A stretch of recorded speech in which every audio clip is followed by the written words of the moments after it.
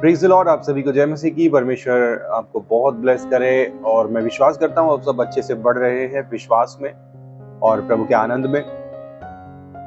जब हम लेवी व्यवस्था या व्यवस्था के विषय में जब हम पढ़ते हैं उसमें हमें बलि प्रथा के बारे में पता चलता है। बलि प्रथा जब आप पढ़ोगे तो आप देखेंगे कि वहां पर बहुत क्रूर तरीके से जानवरों की बलि करने के लिए कहा गया है। एक नया विश्वासी, एक साधारण विश्वासी जो कम बाइबल पढ़ता है या कभी बाइबल खोल के पढ़ लिया, अगर अचानक से वो लेवी व्यवस्था की पुस्तक यदि खोले और उसको खोलकर पढ़ना चालू करे तो आप यकीन मानिए उसका विश्वास कहीं ना कहीं थोड़ा सा ऐसा डगमगाएगा या उसको लगेगा कि यहाँ पर क्या लिखा हुआ है और ऐसा क्यों लिखा हुआ है। खास तौर पर वो लोग जो एनिमल लवर्स हैं, जो जानवरों से प्रीति रखते हैं या उनका ख्याल ज्यादा रखते हैं। तो मैं एक वाक्य आपके सामने पढ़ूंगा, लेवी व्यवस्था अध्याय 1, और वो पढ़कर आगे हम इसके बारे में डिस्कशन करेंगे। और ये खास तौर पर मैं आज बताऊंगा कि बलि प्रथा का क्या महत्व है और इसका जो डिटेल है वो सब आपके साथ शेयर करूंगा। तो पहले मैं पढ़ता हूं, अब ध्यान से सुनना। यहोवा ने मिलाप वाले तंबू में मूसा को बुलाकर उससे कहा, इजराइलियों से कह कि तुम में से यदि कोई मनुष्य यहोवा के लिए पशु का चढ़ावा चढ़ाए तो उसका बलि पशु गाय बैलों व भेड़ बकरियों में से एक का हो। यदि वह गाय बैलों में से होम बलि करे तो निर्दोष नर मिलाप वाले तंबू के द्वार पर चढ़ाए कि यहोवा उसे ग्रहण करे, और वह अपना हाथ होम बलि पशु के सिर पर रखे और वह उसके लिए प्रायश्चित करने को ग्रहण किया जाएगा। तब वह उस बछड़े को यहोवा के सामने बलि करे और हारून के पुत्र जो याजक हैं वे लहू को समीप ले जाकर उस वेदी के चारों अलंगों पर छिड़के जो मिलाप वाले तंबू के द्वार पर है। फिर वह होम बलि पशु की खाल निकालकर उस पशु के टुकड़े टुकड़े करे। तब हारून याजक के पुत्र वेदी पर आग रखें और आग पर लकड़ी जलाकर लकड़ी सजाकर धरे, और हारून के पुत्र जो याजक हैं वे सिर और चर्बी समेत पशु के टुकड़ों को उस लकड़ी पर जो वेदी की आग पर रखी है सजाकर धरे, और वह उसकी अंतड़ियों और पैरों को जल से धोए। तब याजक सबको वेदी पर जलाए कि वह होम बलि यहोवा के लिए सुखदायक सुगंध वाला हवन ठहरे। तो ये एक छोटा सा विवरण है। इससे भी ज्यादा और बहुत सारा व्यवस्था में बलियों की पूरी व्यवस्था दी गई है। उनके अंतड़े अलग कर दो, चर्बी अलग कर दो, जला दो, काट दो, मार दो, इस तरीके की चीजें जो है आप देखेंगे। और ये विवरण सुनकर कहीं ना कहीं आपको लगेगा कि ऐसा विवरण बाइबल में क्यों है, ये तो होना ही नहीं चाहिए था। बहुत सारे लोगों को ये रहता है कि यार ऐसा बाइबल के अंदर लिखा हुआ है, अगर मैं किसी को दूंगा, अपने किसी प्रियजन को दूंगा मैं पूरी बाइबल ओल्ड टेस्टामेंट समेत, और उसको दूंगा और वो बाई चांस ये विवरण पढ़ लेगा, वो तो बाइबल छोड़ के बोलेगा यार तुम्हारी बाइबल में तो बहुत क्रूरता भरी हुई है, तुम्हारी बाइबल में तो इस प्रकार पूरा खून खराबा मचा हुआ है। तो क्यों है ये बलि प्रथा, और खास तौर पर जानवरों के साथ इतनी क्रूरता क्यों, इस हद तक क्रूरता क्यों, ये मैं आज बताऊंगा आपको। लेकिन उससे पहले यदि अभी तक आपने सब्सक्राइब नहीं किया है चैनल को, आप सब्सक्राइब कर लो। बहुत सारे प्रकाशन जो है मैं आने वाले समय पे वीडियो के जरिए देने वाला हूं, और इसके अलावा बाइबल ट्रेनिंग भी चल रही है। यदि आप BTH बाइबल ट्रेनिंग का कोर्स जो है आप पूरा करना चाहते हो, ऑनलाइन बाइबल ट्रेनिंग चल रही है, मेरी वेबसाइट पर जाइए, उसका लिंक जो है वो डिस्क्रिप्शन में मिल जाएगा। वेबसाइट पर जाकर आप रजिस्ट्रेशन करा सकते हैं और बाइबल ट्रेनिंग में शामिल हो सकते हैं। और वो बाय द वे यूट्यूब पर लाइव भी होता है सेशन। पर्सनल सेशंस के लिए आप जूम मीटिंग में जुड़ सकते हैं। तो यहां पर आप जितनी भी क्रूरता देख रहे हो ना, लेवी व्यवस्था या व्यवस्था विवरण या जो भी बलियों में जो क्रूरता दी हुई है, पहले तो आप इस सारी बलि जो व्यवस्था है ना, इसकी जितनी क्रूरता है वो सारी क्रूरता को बड़े ध्यान से पढ़ो एक एक चीज को। जैसे यहां पर लिखा है कि वे होम बलि पशु की खाल निकालकर उस पशु के टुकड़े टुकड़े करें, खाल निकालकर टुकड़े टुकड़े करें, फिर अंतड़ियों को धोएं, फिर सब चीजों को जो है वो जलाया जाए, और जब जलाने के बाद होम बलि यहोवा के लिए सुखदायक सुगंध वाला हवन ठहरे। जितनी भी क्रूरता है वो क्रूरता पहले तो आप उसको इमेजिन करो अपने दिमाग में, जब आप पढ़ रहे हो उसको इमेजिन करो, और इमेजिन करने के बाद ये समझो कि वो क्रूरता यदि जानवरों के साथ नहीं होती तो वो क्रूरता आपके और मेरे साथ होती। ये क्रूरता वास्तव में हमारा भाग था, हम इंसानों का भाग था। जो गुनाह, जो पाप हम अपने जीवन में करते हैं, वो जो आदम से आज तक हमारे जीवन में चला आ रहा है, ये हमारा भाग था। परमेश्वर ने आदम को साफ साफ बोला था कि जिस दिन तू ये मेरी आज्ञा का उल्लंघन करेगा और ये फल खाएगा, उसी दिन तू निश्चय मर जाएगा। दूसरे अर्थ में समझाऊं तो उसी दिन निश्चय तुझ में करप्शन आ जाएगा और तू मेरे साथ रहने के काबिल नहीं रह जाएगा। और क्योंकि तुझ में करप्शन है, इसलिए तुझ पर मृत्यु आएगी और मुझे तुझको मारना पड़ेगा, क्योंकि मैं इतना पवित्र हूं। यहोवा की दृष्टि इतनी पवित्र है कि कोई पाप यहोवा के सामने, परमेश्वर के सामने रह ही नहीं सकता। तो ये जो क्रूरता है, ये वास्तव में हमारे लिए थी। लेकिन क्योंकि परमेश्वर जो हमारे पिता हैं, जो हमारे अब्बा हैं, वो हमसे प्रेम करते हैं। परमेश्वर ने हमसे बहुत प्रेम किया है ना। यूहन्ना रचित सुसमाचार 3:16 में लिखा हुआ है कि परमेश्वर ने जगत से इतना प्रेम किया कि अपना एकलौता पुत्र दे दिया, ताकि जो कोई उस पर विश्वास करे वो नरक में नाश ना हो, बल्कि स्वर्ग में अनंत जीवन पाए। तो ये क्रूरता हमारे लिए थी। आदम के समय से लेकर आज दिन तक पृथ्वी पर, दुनिया में जितने इंसान हैं, सब वापस वही सब कर रहे हैं जो आदम ने किया था। आदम ने तो एक गलती करी थी, लेकिन हम तो बार बार गलतियां करते हैं।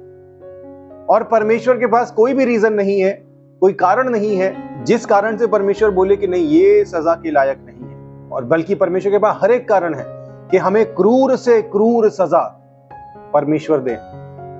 लेकिन क्योंकि परमेश्वर हमसे प्रेम करते हैं और क्योंकि हम इंसानों को परमेश्वर ने अपने स्वरूप और समानता में बनाया है और हमारे अंदर अपना जीवन का श्वास हमारे अंदर फूका है, और परमेश्वर ने हमसे प्रेम किया है, हमें आजादी दी है, स्वतंत्रता दी है कि हम परमेश्वर के द्वारा किए गए कामों को देखकर परमेश्वर की बढ़ाई कर सकें। अपने पूरे दिल की आजादी से, पूरी आजादी से हम परमेश्वर की स्तुति करें, परमेश्वर की आराधना करें, तारीफ करें।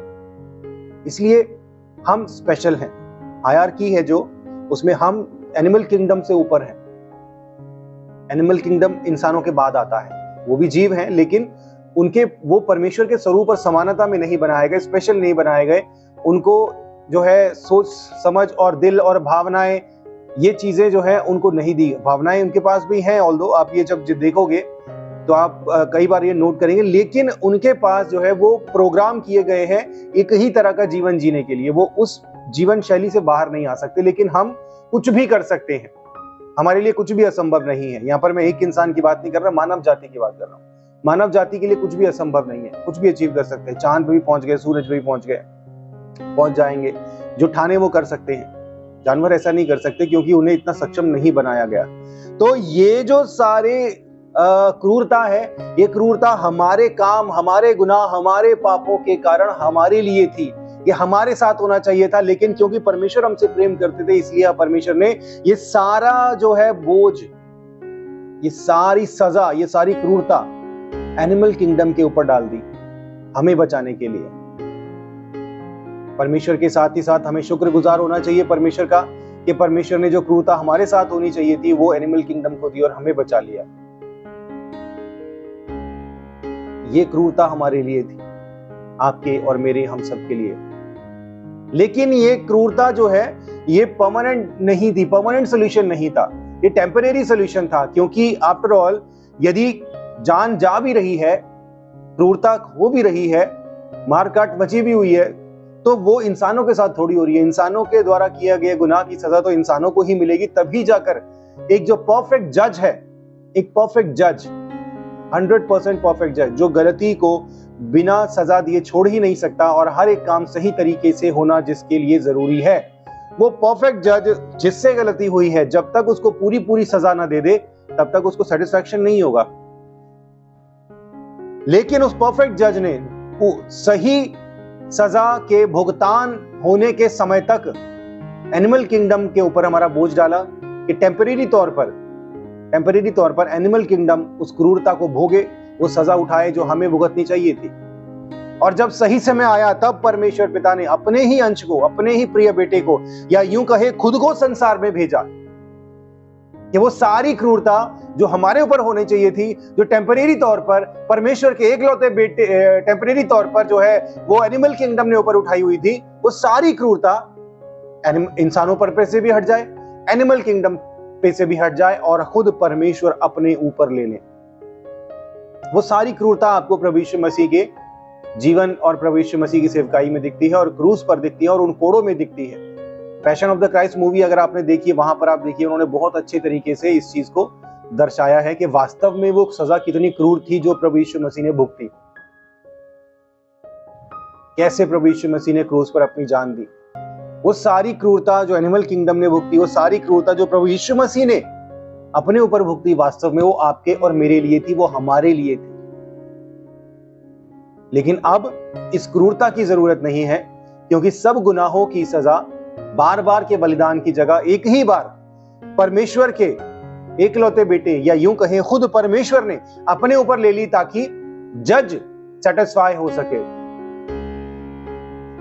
एक आदर्श जज, एक 100% परफेक्ट, जो बिल्कुल भी करप्शन नहीं है, जिसमें जो एकदम न्यायी जज है, वो जब तक गुनहगार को, जिसने हत्या करी है, जिसमें करप्शन है, जब तक उसको क्रूर तरीके से फांसी पर ना लटका दे, to be hanged till death, जब तक फांसी पर ना लटका दे, जब तक उसकी आखिरी सांस ना निकल जाए, तब तक जज को सेटिस्फैक्शन नहीं मिलता। इसी प्रकार परमेश्वर जो एक सिद्ध पिता भी है, जो एक सिद्ध जज भी है, जब तक वो सजा को पूरा पूरा सही तरीके से सजा का भुगतान ना हो, तब तक उसको सेटिस्फैक्शन नहीं मिलेगा। इसीलिए परमेश्वर एक परफेक्ट जज को सेटिस्फैक्शन कब मिली?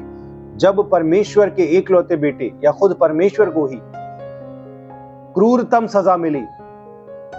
कोड़ों से पूरा बदन छल्ली किया गया, क्रूस पर लटकाया गया, कीलों के सहारे, हाथों पर कीलें ठोकी गई, पैरों पर कीलें ठोकी गई, पंजर में भाला भोंका गया, पूरा शरीर लहूलुहान, सर पे कांटों का ताज पहनाया गया, मुक्के मारे गए, घूंसे मारे गए, मुंह पर थूका गया, बेइज्जत किया गया। हर तरीके से जितनी हो सकती थी उतनी बेइज्जती, जितना हो सकता था उतना अपमान, और जितना पॉसिबल था एक इंसानी शरीर जितनी क्रूरता झेल सकता है, वो क्रूरतम सजा प्रभु यीशु मसीह ने भुगती आपके और मेरे लिए, ताकि हमें वो ना भुगतना पड़े। तो हमें धन्यवाद करना चाहिए परमेश्वर का, हर समय धन्यवाद करना चाहिए कि इतनी क्रूरतम सजा से हम बच गए, आप बच गए, मैं बच गया, हम सब बच गए। लेकिन ये जो सजा भुगती गई, इसका फायदा हमें सिर्फ तभी मिलता है जब हम प्रभु यीशु मसीह के नाम पर विश्वास करते हैं। याद रखिए, जो प्रभु यीशु मसीह के नाम पर विश्वास नहीं करते, वो अब भी वही सजा भुगत रहे हैं और भुगतेंगे, लेकिन इस जीवन में नहीं, बल्कि नरक में। लिखा है, जो उस पर विश्वास नहीं करते उन पर दंड की आज्ञा बनी रहती है। तो जितनी विभत्सता, जितनी क्रूरता आप यहाँ पर देख रहे हो ना एनिमल किंगडम, वही इंसानों के साथ हो रही है, लेकिन इंसानों की रूहों के साथ और उस नरक में।